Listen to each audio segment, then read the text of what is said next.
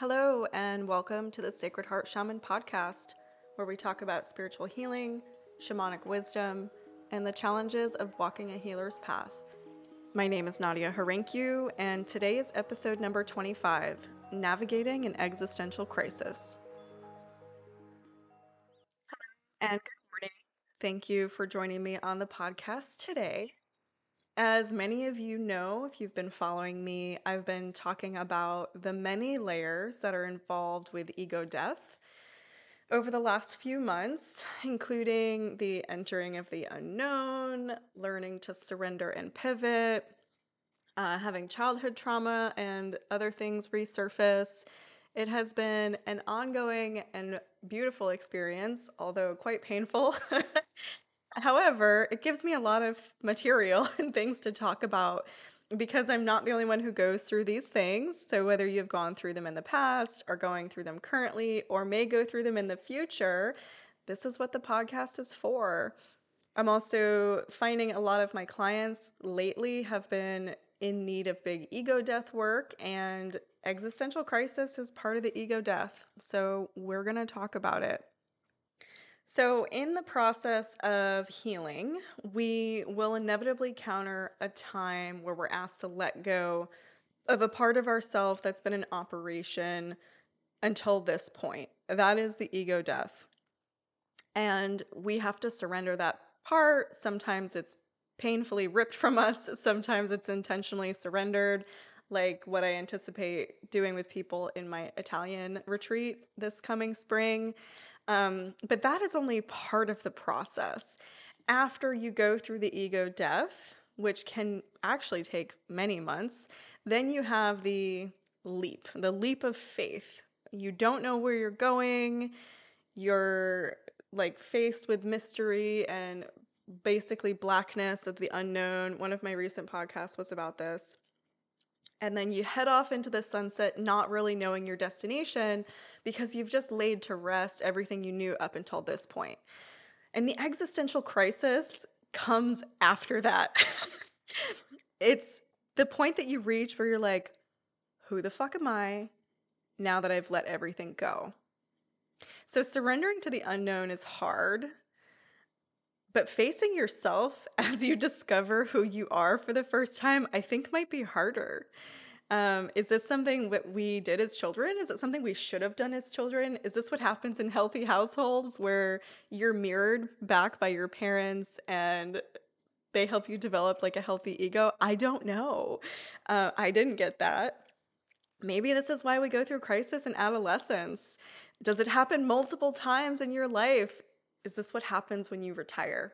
I have so many questions about the existential crisis, and I'm in the middle of it, like real deep right now. So I'm going to talk about that, and I'm going to talk about what I'm doing to help me navigate it.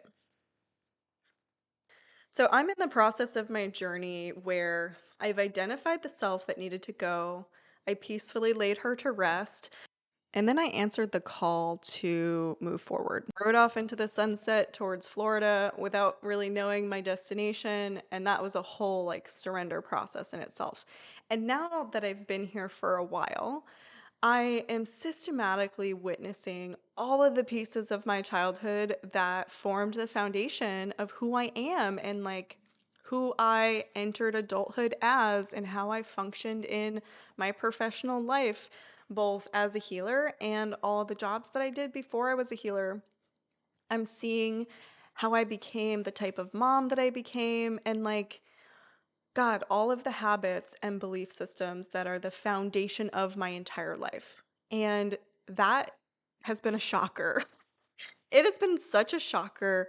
It has like surprised me in so many unexpected ways. Like how much stuff was not mine, how much stuff was based on assumptions that I made. How much was a result of being a highly sensitive child and not having the proper things in place or knowledge of how to thrive in my environment.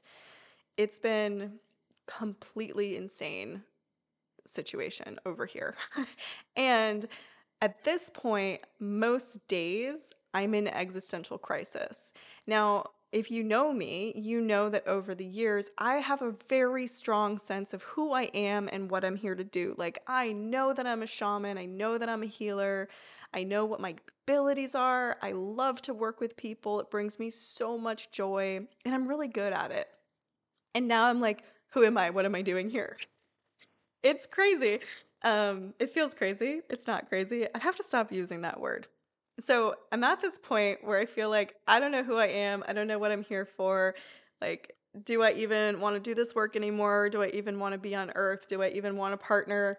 Do I even want to do all the things that I thought I wanted to do?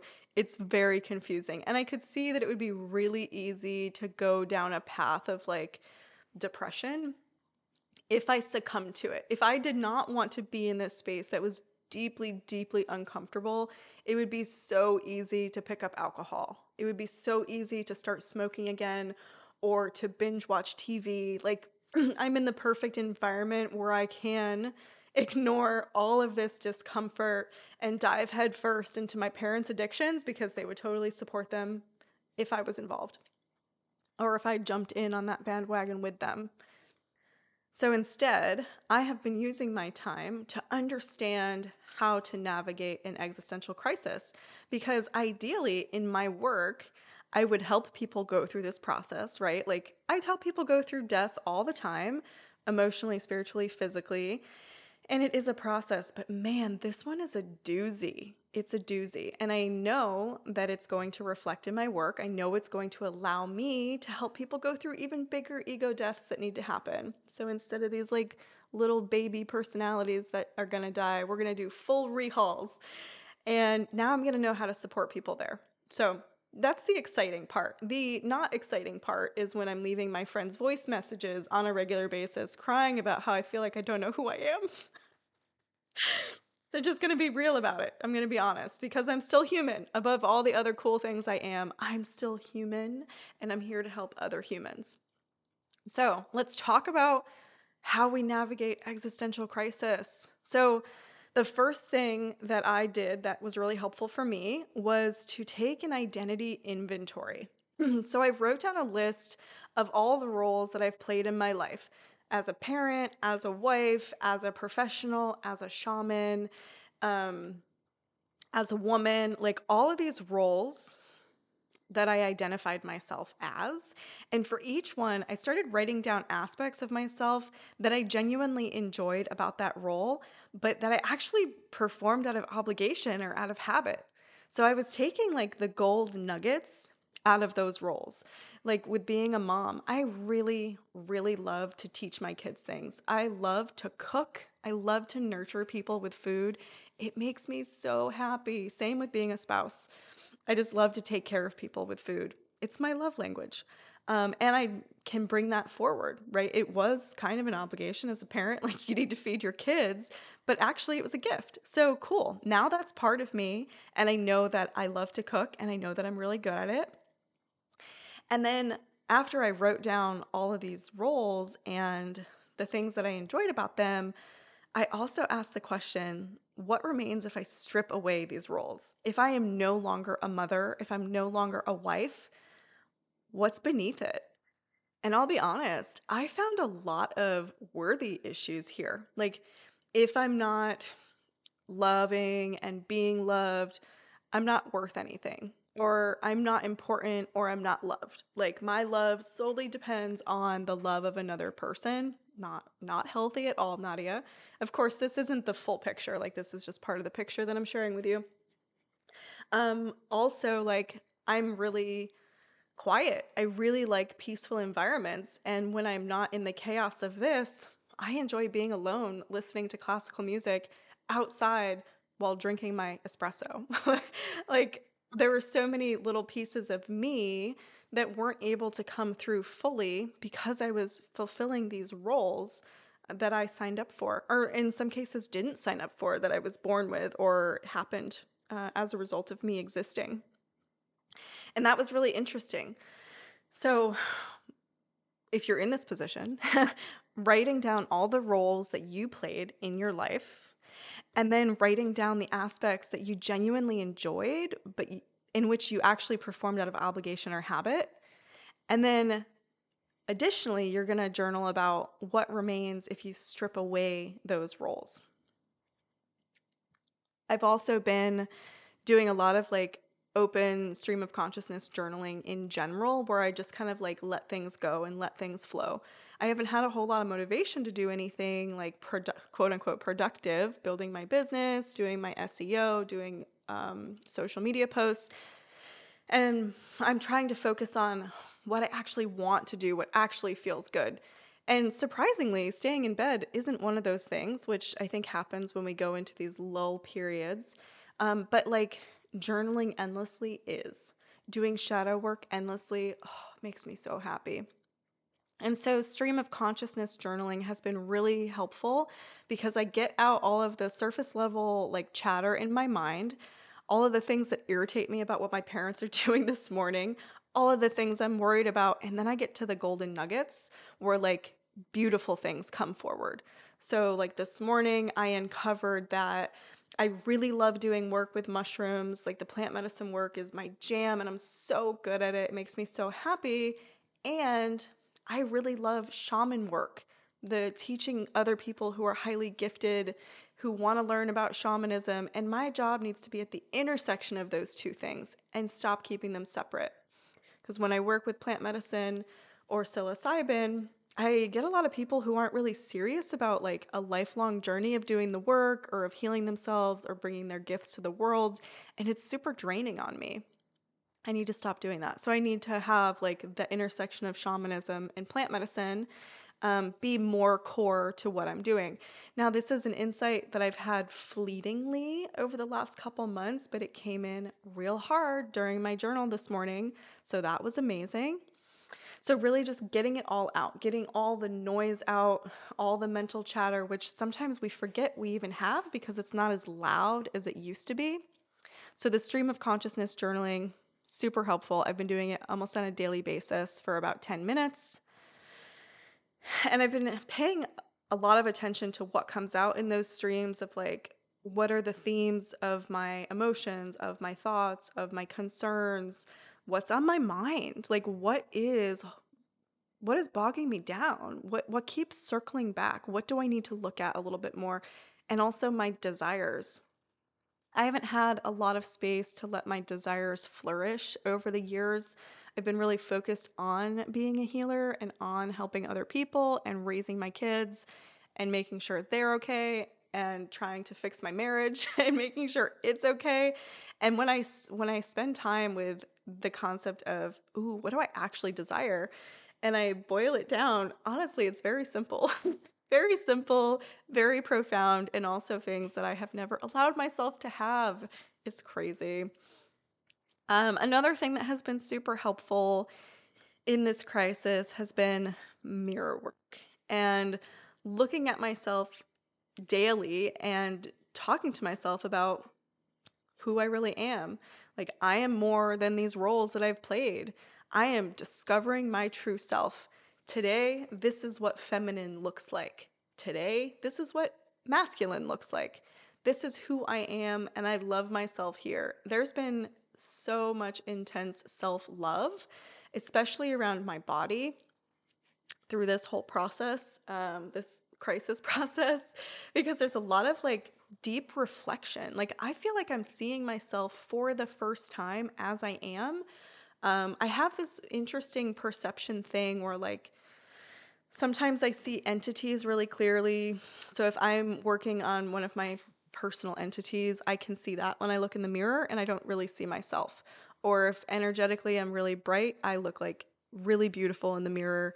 So I have a hard time seeing like the physicality. It's the same thing with people I work with too. I see them more spiritually, like with my psychic vision than with my 3D vision.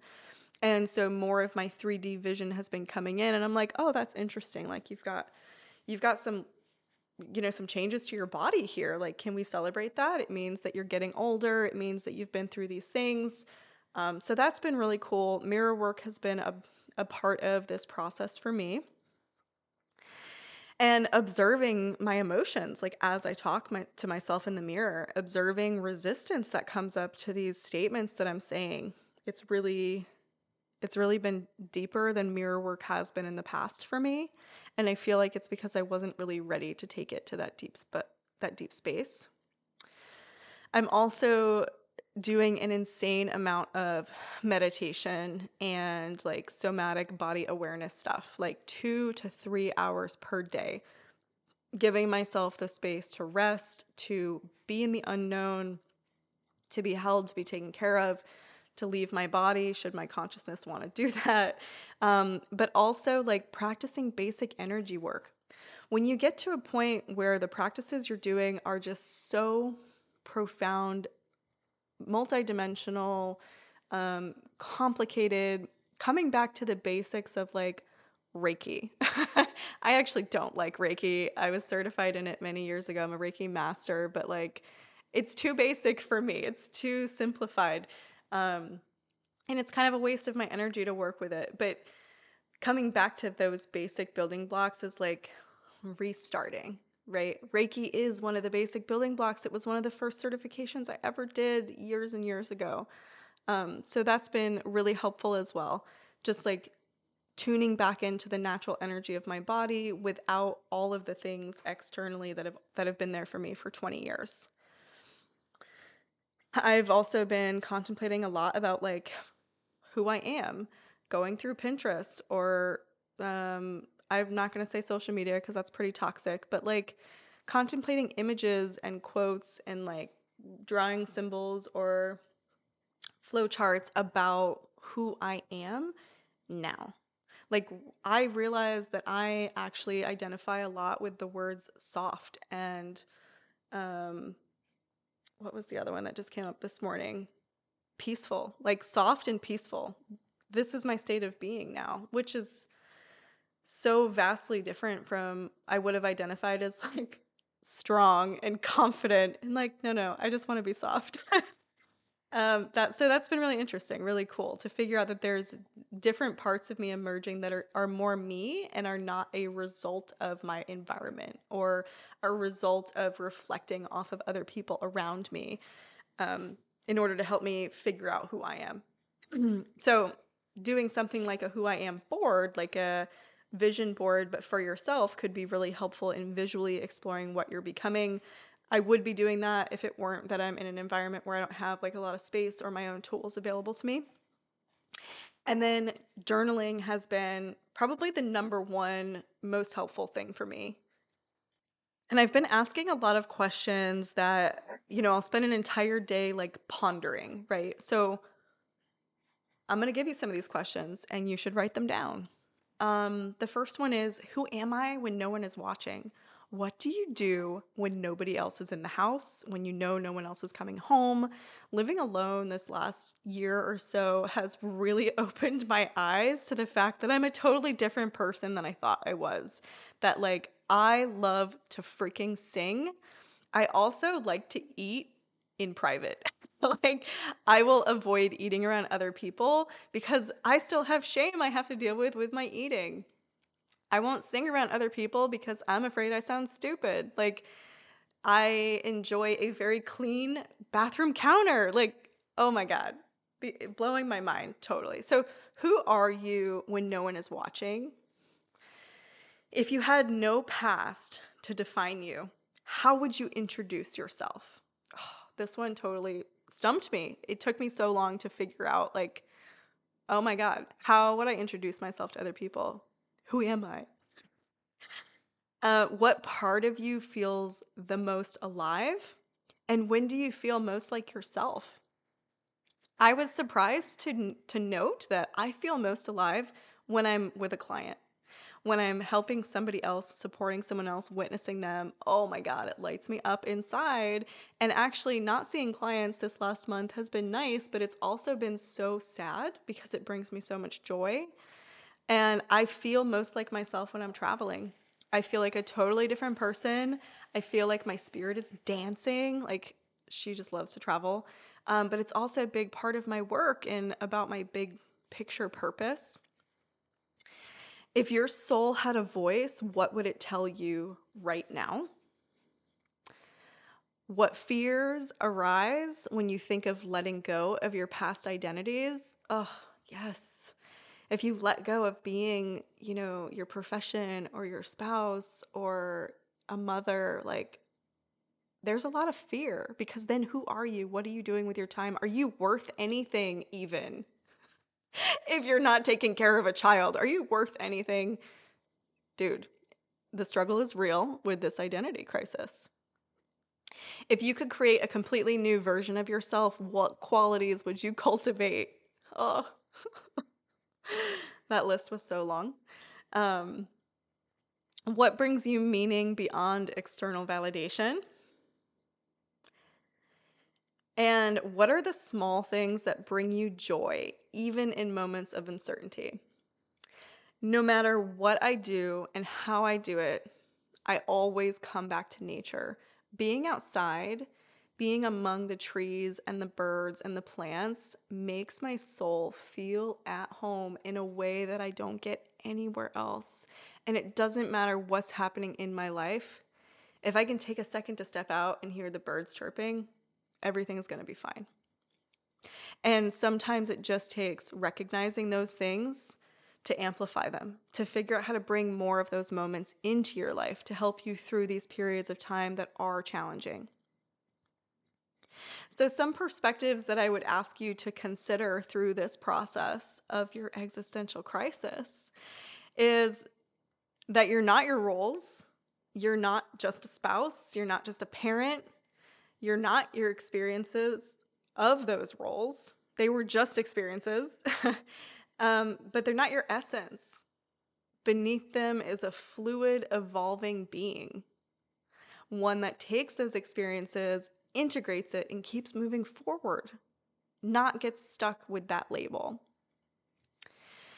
Ego death is a rebirth. So, although losing who you thought you were creates a lot of chaos and a lot of confusion and probably some very unpleasant feelings for most people, it also gives you the opportunity to become someone more authentic.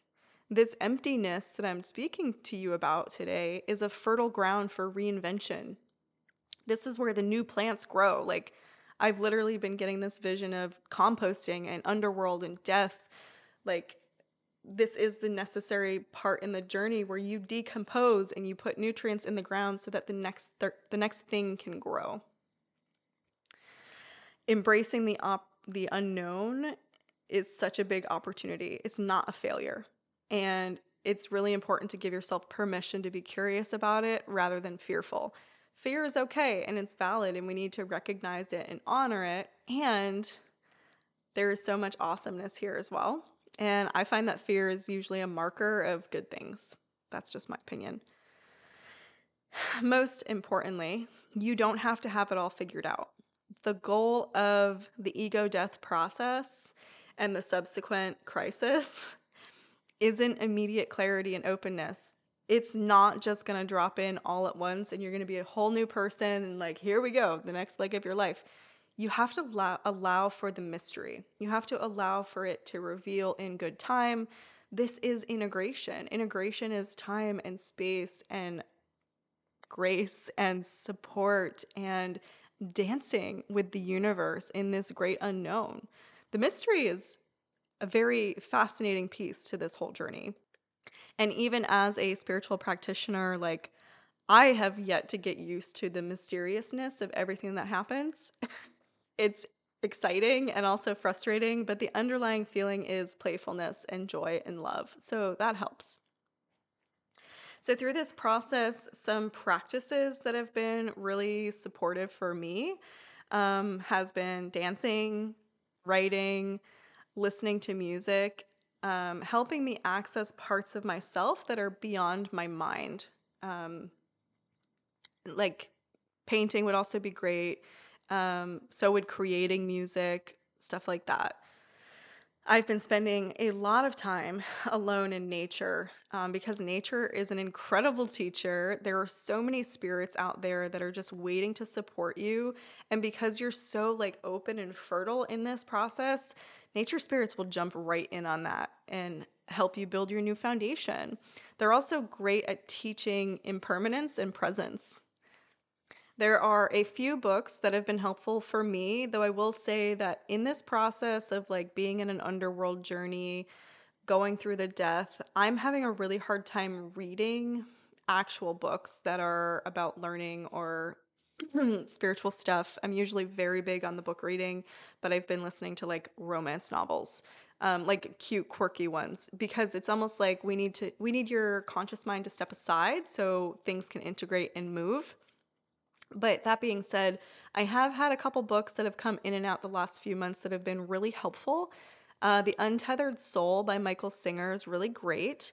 When Things Fall Apart by Pema Chodron, and The Way of Transition by William Bridges. Those have all been extremely helpful in understanding and navigating this in-between space of where I was and where I'm going.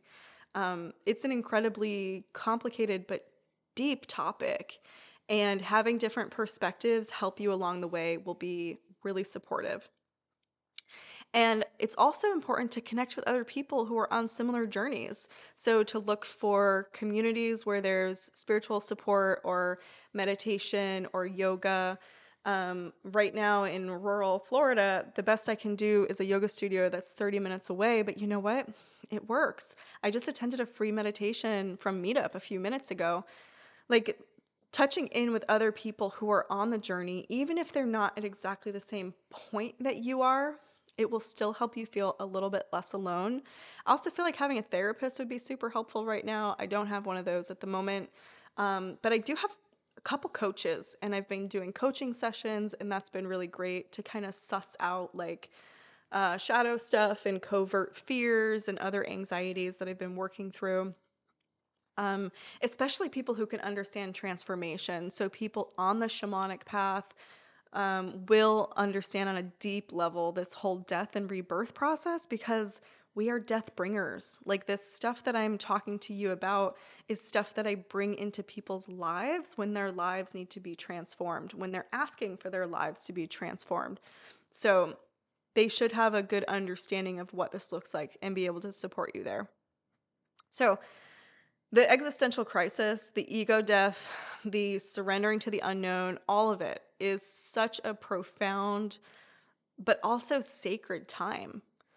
I'm really trying hard not to force like clarity and focus on what feels true and expansive, even in small moments.